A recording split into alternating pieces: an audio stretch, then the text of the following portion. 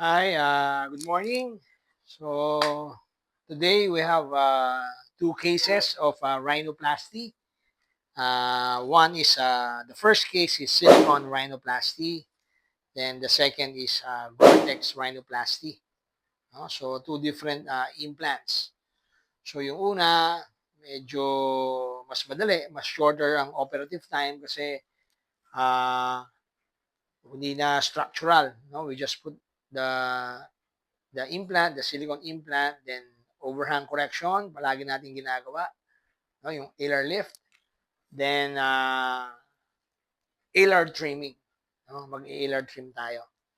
So, the patient opted to be sedated, tulog. Kasi pag silicone rhinoplasty po, pwede pong gising, pwede pong tulog. When you say gising, local anesthesia lang. No? We just block the nerves, then you put anesthesia, local anesthesia, then yun lang. Then, immediately after the procedure, tatayo na po yung pasyente. No? Pwede nang umuwi. Pag sinedate naman po, mild sedation, tulog para hindi kabahan. No? Kasi may ibang pasyente, medyo kabado with the procedure. Although silicone rhinoplasty, madali lang po. 30 minutes, tapos na po. No? Yung Gore-Tex rhinoplasty, yung second case, palagi pong sedated yan. Palagi pong tulog.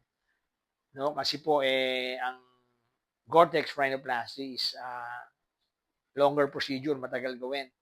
So, palagi pong tulog ang ginagawa ko sa pasyente para hindi po sila kakabahan. No? Tsaka structural po yun. We get the cartilage from the ear. When we put it sa tip, no? Then we place the Gore-Tex dun sa bridge. We also do overhang correction, yung alar lift. Nagli-lift din po tayo doon. Then, alar trimming. So, see you at the OR po.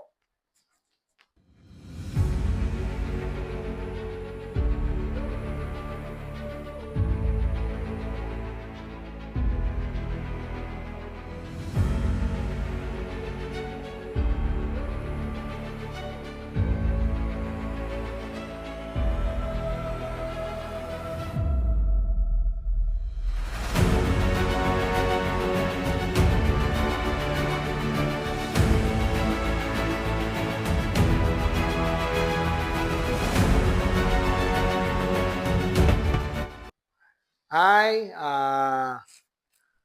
we're done. Well, I'm done with the silicone rhinoplasty. Well, you can see the implant was carved beautifully. No? Ang ganda po ng tip. Yung bridge po is not too high, not too low. Yun po ang gusto ng pasyente. Huwag daw masyadong mataas. So, we did an alar lift, no? Yung overhang correction, then an alar trimming. So, we will see her after 6 days. I'll show you the results. Thank you po.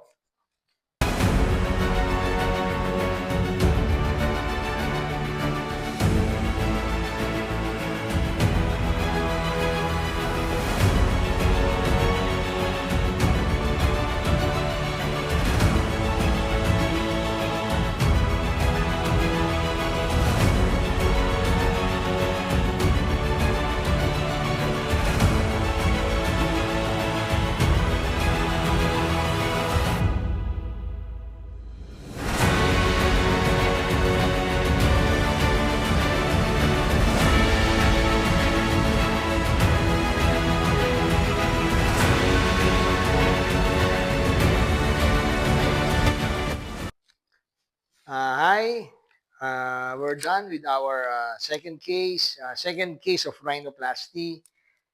Yung nauna po is silicone rhinoplasty. This one is Gore-Tex rhinoplasty. So, we're done. Ang ganda po ng tip. We place cartilage sa tip. Hindi na po tayo septal extension graft. No? Hindi na tayo nagpaano masyado kasi maganda na yung kanyang tip. So, naglagay lang po tayo ng cartilage, then the Gore-Tex. We did not do alar trimming anymore kasi masyado nang liliit yung kanyang butas ng ilong. No? So, we will see the result after 6 days. Nilagyan na namin ng cast para hindi masyadong mamaga. So, we will see her after 6 days. See you.